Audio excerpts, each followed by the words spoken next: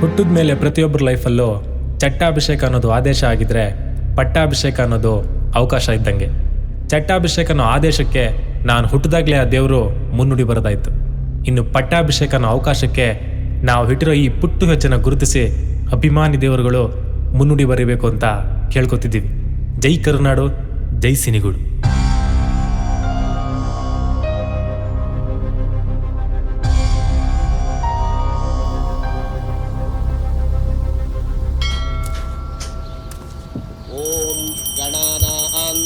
गणपतिगुं हवामहे कविं कवीनां उपमश्रवस्तमं ज्येष्ठराजं ब्रह्मणां ब्रह्मणस्पदपादस्पृन्दन् भूतिविश्रीतसादनम् ॐ श्रीमहागणाधिपतये नमः.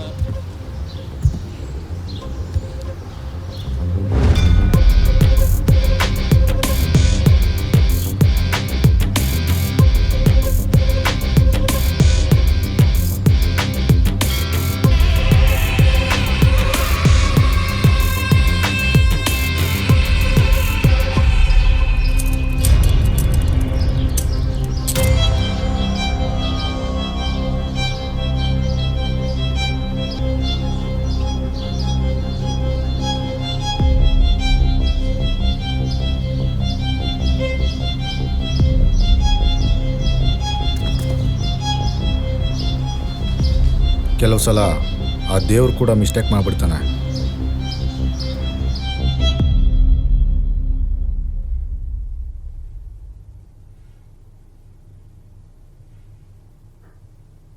ಮಗುಗೇನಾಗಿದೆ? ಏನು ಗಾಬರಿ ಆಗಬೇಡ, ಮಗುಗೇನೂ ಆಗಿಲ್ಲ. ಶಾಕಿಂದ ಸ್ವಲ್ಪ ಪ್ರಜ್ಞೆ ತಪ್ಪಿದ್ದಾಳಷ್ಟೇ. ಅದು ನಿನ್ನಿಂದನೇ. ವಾಟ್? ಏನು ಮಾತಾಡ್ತಾ ಇದೆಯಾ? ಸ್ವಲ್ಪ ಇರಿ ಸರ್, ಮಗುಗೆ ಪ್ರಜ್ಞೆ ಬರಲಿ, ಆಮೇಲೆಲ್ಲ ಗೊತ್ತಾಗತ್ತೆ. ನೀನು ಬದಲಾಗಲ್ಲ ಅಲ್ಲ? ನೀನು ಅಂದ್ಕೊಂಡಂಗೆ ಮಾಡಿಬಿಟ್ಟೆ. ಆ ಪುಟ್ಟ ಮಗು ಕೈಲಿ ಕ್ರೈ ಮಾಡಿಸಿದ್ಯಲ್ಲ. What nonsense you are talking?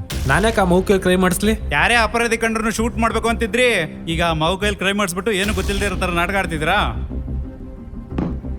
Inspector ಹತ್ರಿ ನಾವು ಮಾತಾಡೋ ಅನ್ನೋವರೆಗೂ ನೀವು ಮಾತಾಡೋ ಹಾಗಿಲ್ಲ. Please do cooperate.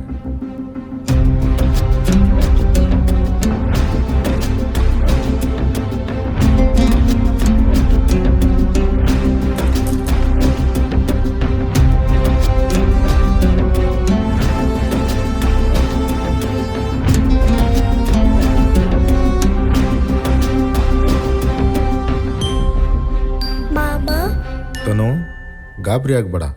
ಅಂಕಲ್, ಯಾಕೆ ನಮ್ಮ ಮಾಮಂಗೆ ಬೇಡಿ ಹಾಕಿದ್ದೀರಾ? ಹೆದರ್ಕೋಬೇಡ ತನು, ಏನೂ ಆಗಲ್ಲ. ಪುಟ, ನಿನ್ನ ಕೈ ಗನ್ ಹೇಗೆ ಬಂತು?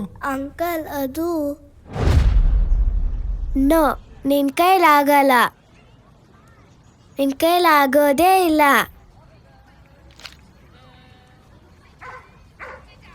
ವಾ, ಸೂಪರ್ ತನು, ನಿನ್ನ ಗುರಿ ತುಂಬಾನೇ ಚೆನ್ನಾಗಿದೆ. ಸರಿ, ಬಾ ಹೋಗೋಣ. ಹೌದು, ನೀನು ದೊಡ್ಡೋಳಾದ್ಮೇಲೆ ಏನಾಗ್ತೀಯಾ? ಹಾ, ಇನ್ನೂ ಗೊತ್ತಿಲ್ಲ.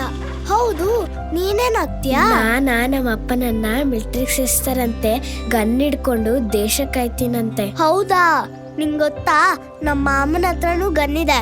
ಅವರು ಪೊಲೀಸ್. ಹೌದಾ? ಹಾಗಾದ್ರೆ ಒಂದ್ಸರಿ ಗನ್ ತಗೋ ಬರ್ತೀಯಾ? ನಾನು ನೋಡ್ಬೇಕು. ಓಕೆ, ಟ್ರೈ ಮಾಡ್ತೀನಿ. ಇಲ್ಲ, ನೀನ್ ತರ್ಲೇಬೇಕು, ಇಲ್ಲಾಂದ್ರೆ ನಾನು ನಿನ್ ಜೊತೆ ಮಾತಾಡಲ್ಲ. ಸರಿ ಸರಿ, ತರ್ತೀನಿ. ಓಕೆ, ಬಾಯ್. ಕನ್ಫರ್ಮ್ ಸರ್, ಮಗು ಗನ್ ಕೇಳಿದೆ, ಅವರು ಚಾಕ್ಲೇಟ್ ಥರ ಅದನ್ನ ಕೊಟ್ಟು ಕಳಿಸಿದ್ದಾರೆ. ಹೌದಾ ತನು? ಇಲ್ಲ ಅಂಕಲ್.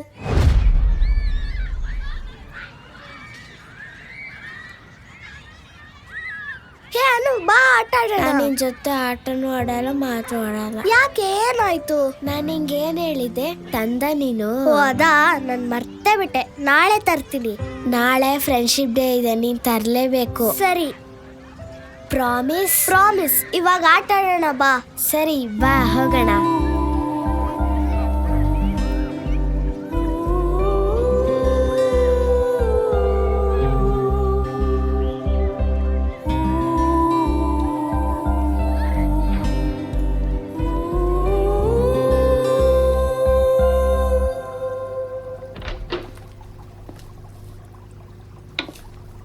ಅತ್ರಿ ನೀನು ಏನು ಮಾಡ್ತಿದ್ದೀಯ ಅಂತ ಗೊತ್ತಾ ನಿಂಗೆ? ನೀನು ಮತ್ತೆ ಡ್ಯೂಟಿಗೆ ಬಂದಿರೋದು ಡಿಪಾರ್ಟ್ಮೆಂಟಲ್ಲಿ ಯಾರಿಗೂ ಇಷ್ಟ ಇಲ್ಲ. ಸ್ವಲ್ಪ ಏನಾದರೂ ಮಿಸ್ಟೇಕ್ ಆದರೆ ನೀನು ಮತ್ತೆ ಕೆಲಸ ಕಳ್ಕೊತೀಯ. ಈ ರೋಷ ನಿನ್ನ ಆವೇಶನ ಕಡಿಮೆ ಮಾಡ್ಕೋ.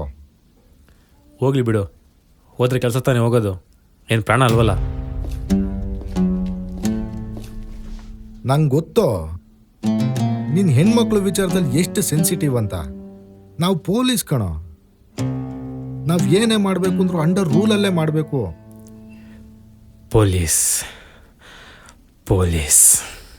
ನಿನಗೆ ನೆನಪಿದೆಯಾ? ಆ ಮಗುನ ಕಳ್ಕೊಂಡು ತಂದೆ ತಾಯಿ ಮನೆಗೆ ಸಮಾಧಾನ ಮಾಡೋಕ್ಕಿಂತ ಹೋಗಿದ್ವಿ. ಅವರು, ಸರ್ ನಿಮ್ಗದೊಂದು ಕೇಸು, ನಾವು ಕಳ್ಕೊಂಡಿರೋದು ನಮ್ಮ ಕೂಸ್ನ ಸರ್, ಅಷ್ಟು ಸುಲಭವಾಗಿ ಸಮಾಧಾನ ಆಗಲ್ಲ ಅಂತಂದರು.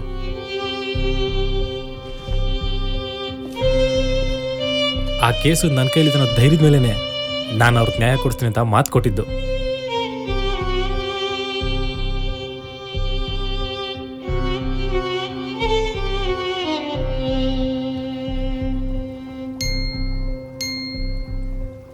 ಆಗಿರೋದು ರೇಪ್ ಕಣೋ, ಅದು ಒಂದು ಚಿಕ್ಕ ಮಗು ಮೇಲೆ.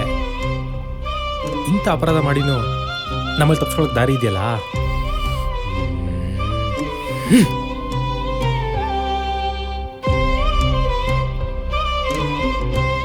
ಈ ಕಾಮುಕರಿಗೆ ಭಯ ಅನ್ನೋದಿಲ್ಲ ಕಣೋ. ಹಿಂದೆ ಬ್ರಿಟಿಷರು ನಮ್ಮ ಹೋರಾಟಗಾರರನ್ನ ತುಂಬು ಜನರ ಮುಂದೆ ನೇಣಾಕ್ತಿರಂತೆ, ಭಯ ಬರಲಿ ಅಂತ. ಜನರ ಮಧ್ಯೆ ನನ್ನ ಮಕ್ಕಳನ್ನ ನಿಲ್ಲಿಸಿ ಟಪುಕ್ ಅಂತ ಶೂಟ್ ಮಾಡ್ಬೇಕಣ. ಅವಾಗಲೇ ನನ್ನ ಮಕ್ಕಳು ಕಾಮುಕ ಸಂಖ್ಯೆ ಕಡಿಮೆ ಆಗ್ಬೋದು.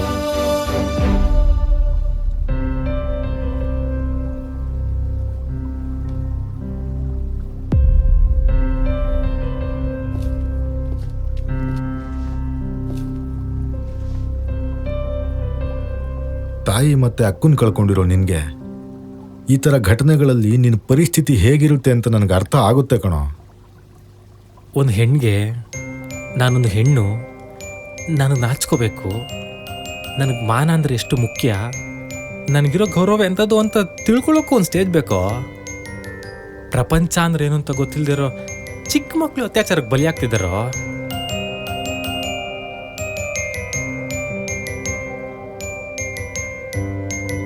ಸಮಾಧಾನ ಮಾಡ್ಕೊಳ್ಳೋ ಹತ್ರಿ, ಇಷ್ಟೊಂದು ಡಿಸ್ಟರ್ಬ್ ಆಗಬೇಡ.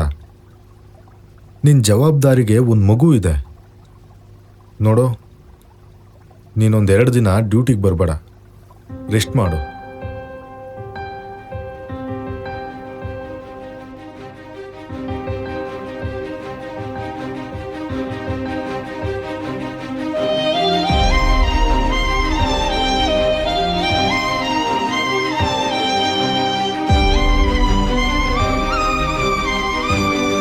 ಆ ದಿನ ಹತ್ರಿ ಒಂದು ಮಗು ಕೇಸ್ ಬಗ್ಗೆ ತುಂಬ ಡಿಸ್ಟರ್ಬ್ ಆಗಿದ್ದ. ಅದ್ರ ನೆಕ್ಸ್ಟ್ ಡೇ ಈ ಇನ್ಸಿಡೆಂಟ್ ನಡೆದಿದೆ. ಐ ಥಿಂಕ್ ಇದರಲ್ಲಿ ಹತ್ರಿದೇನು ಇನ್ವಾಲ್ವ್ಮೆಂಟ್ ಇಲ್ಲ ಅನ್ನಿಸ್ತಾ ಇದೆ. ಆಮೇಲೆ ಏನಾಯ್ತಾನೋ? ಅಂಕಲ್, ನನ್ನ ಫ್ರೆಂಡು ಗಂತಲಿಲ್ಲ ಅಂದರೆ ಮಾತಾಡ್ಸಲ್ಲ ಅಂದಿದ್ಲು. ಅದಕ್ಕೆ ಅವಳಿಗೆ ಸರ್ಪ್ರೈಸ್ ಕೊಡಬೇಕು ಅಂತ ಫ್ರೆಂಡ್ಶಿಪ್ ಡೇ ದಿವಸ ಅವಳಿಗೆ ಇಷ್ಟವಾಗಿರೋ ಮಿಲ್ಟ್ರಿ ಡ್ರೆಸ್ ಹಾಕ್ಕೊಂಡು ಹಂಗೆ ಮಾಮೂನ್ ಗೊತ್ತಾಗ್ತಿಲ್ದೆ ಗನ್ ತಗೊಂಡು ಹೋಗಿದ್ದೆ. ಎಲ್ಲಿ ಹೋದ್ಲು? ನಾನು ಇಲ್ಲೇ ಇರು ಅಂತ ಹೇಳಿದ್ದೆ ಅಲ್ವಾ? ಏನಾದರೂ ನಾನು ಸುಳ್ಳು ಹೇಳ್ತಿದ್ದೀನಿ ಅಂತ ಕೋಪ ಮಾಡಿಕೊಂಡು ಮನೆಗೆ ಹೋದ್ಲ ಇಷ್ಟು ಬೇಗ?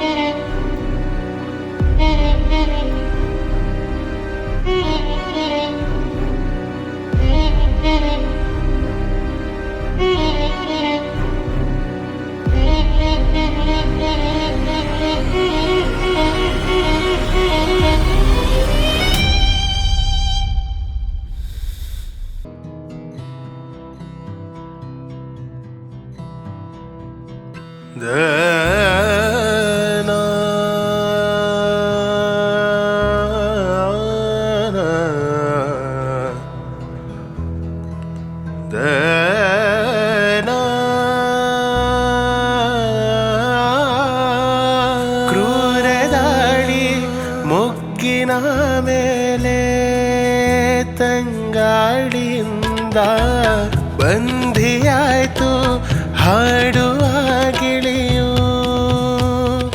ಗಿಡುಗನಿಂದ ದೂರು ಯಾರಿಗೆ ಕೊಡುವುದೋ, ಮರವೇ ಹೂವನ್ನು ಕೊಂದರೆ ಬೆಳಕ ಹರಿಸೋ ಜ್ಯೋತಿಗೆ ಸುಡುವ ಆಸೆಯು ಬಂದರೆ ಕರುಣೆಯರಿ ಮೂಲೆ ಸೇರಿ ಕ್ರೌರ್ಯ ಬಣ್ಣ ಹಚ್ಚಿದೆ.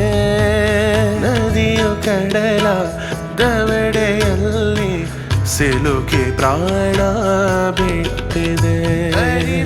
ಕೊಡುವ ಗುರುವೇ ಭಯವ ಸುರಿದರ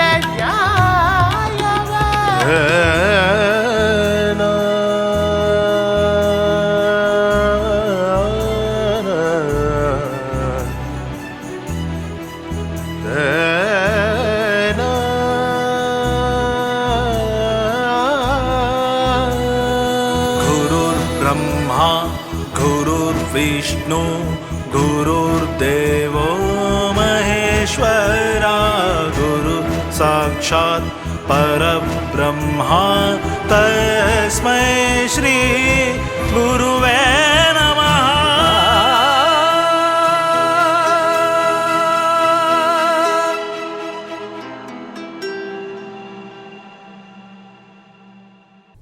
ಇವಾಗೇನು ಹೇಳ್ತೀರಿ ಶ್ರೀಧರ್?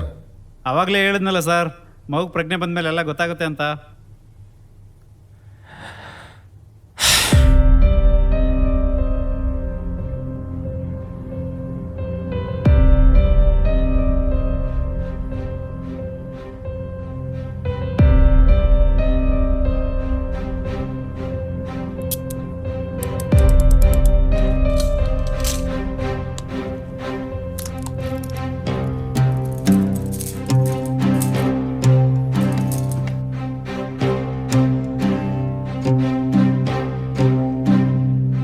ಸಾರಿ ಮಾಮ.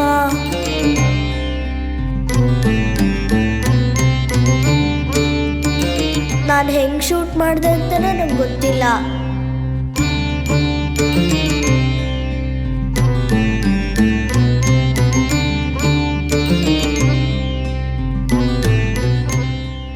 ಹತ್ತು ವರ್ಷದ ಬಾಲಕಿಯಿಂದ ಶಿಕ್ಷಕನ ಹತ್ಯೆ ಪ್ರಕರಣದಲ್ಲಿ ಇನ್ಸ್ಪೆಕ್ಟರ್ ಅತ್ರಿಯನ್ನು ಅರೆಸ್ಟ್ ಮಾಡಲಾಗಿತ್ತು. ಬಾಲಕಿ ತನು ಹೇಳಿಕೆ ಹಾಗೂ ಇನ್ಸ್ಪೆಕ್ಟರ್ ರಕ್ಷಿತ್ ಪೈಲ್ದಾರ್ ತನಿಖೆಯಿಂದ ಇನ್ಸ್ಪೆಕ್ಟರ್ ಅತ್ರಿಗೂ ಈ ಪ್ರಕರಣಕ್ಕೂ ಯಾವುದೇ ಸಂಬಂಧವಿಲ್ಲವೆಂದು ಸಾಬೀತಾಗಿರುವುದರಿಂದ ಅವರನ್ನು ನಿರಪರಾಧಿ ಎಂದು ಪರಿಗಣಿಸಲಾಗಿದೆ. ಆದರೆ ಆ್ಯಸ್ ಅ ರೆಸ್ಪಾನ್ಸಿಬಲ್ ಇನ್ಸ್ಪೆಕ್ಟರ್ ತಮ್ಮ ಬಂದೂಕನ್ನು ಕಾಪಾಡಿಕೊಳ್ಳದೆ ಇರುವುದು ಕರ್ತವ್ಯ ಲೋಪವಾಗಿರುವುದರಿಂದ ಇನ್ಸ್ಪೆಕ್ಟರ್ ಅತ್ರಿಯನ್ನು 6 ತಿಂಗಳ ಕಾಲ ಸಸ್ಪೆಂಡ್ ಮಾಡಲಾಗಿದೆ. ಕಾನೂನು ದೃಷ್ಟಿಯಲ್ಲಿ ಬಾಲಕಿ ತನು ಮಾಡಿರುವುದು ಅಪರಾಧವಾದರೂ ಮಾನವೀಯತೆ ದೃಷ್ಟಿಯಿಂದ ನೋಡಿದರೆ ತನುಯಿಂದ ತನ್ನ ಸ್ನೇಹಿತೆ ಮಾತ್ರವಲ್ಲದೆ ಮುಂದೊಂದು ದಿನ ತನ್ನ ಮಗಳನ್ನು ಸೇನೆಗೆ ಸೇರಿಸುವೆನೆಂಬ ಒಬ್ಬ ತಂದೆಯ ಕನಸು ಕೂಡ ಜೀವಂತವಾಗಿ ಉಳಿದಿದೆ. ಈ ಶಿಕ್ಷೆ ನೀಡಿರುವುದಕ್ಕೆ ಯಾರೂ ನೇರ ಕಾರಣವಲ್ಲ. ಇದು ಸಮಯವೇ ಪ್ರಕೃತಿಯ ಜೊತೆಗೂಡಿ ನೀಡಿರುವ ಶಿಕ್ಷೆಯಾಗಿದೆ. ಈ ಪ್ರಕರಣದಿಂದ ನಾವು ಅರಿಯಬೇಕಾದ ವಿಷಯವೆಂದರೆ, ಚಿಕ್ಕ ಮಕ್ಕಳನ್ನು ಅತ್ಯಾಚಾರಕ್ಕೆ ಬಲಿ ಮಾಡುವ ಮುನ್ನ ತಿಳಿದಿರಲಿ, ಮಕ್ಕಳು ಬರೀ ಮನೆಯ ಆಸ್ತಿಯಲ್ಲ, ದೇಶದ ಶಕ್ತಿ. ಒಬ್ಬೊಬ್ಬರಲ್ಲೂ 1000 ಕನಸುಗಳಿರುತ್ತವೆ. ಅದನ್ನು ಬೆಳೆಸುವವರಾಗಬೇಕೇ ಹೊರತು ಅಳಿಸುವವರಾಗಬಾರದು ಎಂದು ಚಿಂತಿಸಿ ಬಾಲಕಿ ತನುವನ್ನು ಈ ಪ್ರಕರಣದಿಂದ ಬಿಡುಗಡೆ ಮಾಡಲಾಗಿದೆ.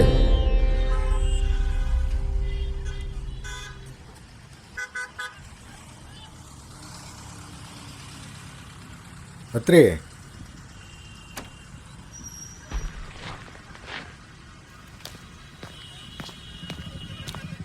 ಏನೋ ಎಲ್ಲೋ ಹೊರಟಿರೋಗಿದೆಯಾ? ಪ್ರಮೋಷನ್ ಕೊಡ್ಸಿದ್ರಲ್ಲಪ್ಪ, ಪ್ರವಾಸಕ್ಕೆ ಹೊರಟಿದ್ದೀನಿ. ನಿನ್ನ ಮೇಲೆ ಅನುಮಾನ ಪಟ್ಟಿದ್ದಕ್ಕೆ ಸಾರಿ. ಇರಲಿ ಬಿಡಿ ಇನ್ಸ್ಪೆಕ್ಟರ್, ಪೊಲೀಸ್ನವರು ಅನುಮಾನ ಪಟ್ರೇನೆ ಸತ್ಯ ಏನಂತ ತಿಳ್ಕೊಳಕ್ಕಾಗೋದು. ಕೂಲ್ ಅತ್ರಿ, ಇದೆಲ್ಲ ಅನ್ಎಕ್ಸ್ಪೆಕ್ಟೆಡ್ ಆಗಿದೆ. ನಾನು ಯೋಚನೆ ಮಾಡೋ ಕಾರಣನೇ ಈ ಅನ್ಎಕ್ಸ್ಪೆಕ್ಟೆಡ್ ಕಣೋ. ನನಗೆ ಅರ್ಥ ಆಗಲಿಲ್ಲ.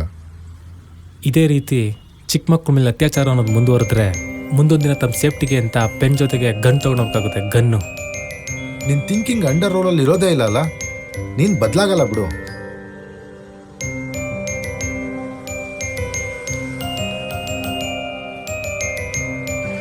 ಅತ್ರಿ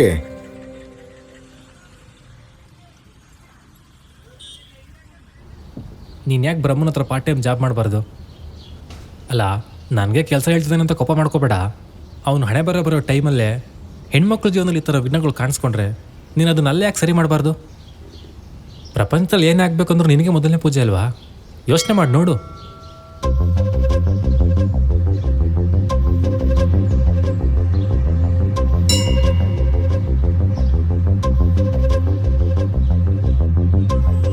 ಸಾಕ್ಷಿ ಆಧಾರ ಇದ್ ಕಡೆ ಕಾನೂನು ಇರುತ್ತೆ, ಒಳ್ಳೆ ಉದ್ದೇಶ ಇದ್ ಕಡೆ ಆ ದೇವ್ರು ಇರ್ತಾನೆ.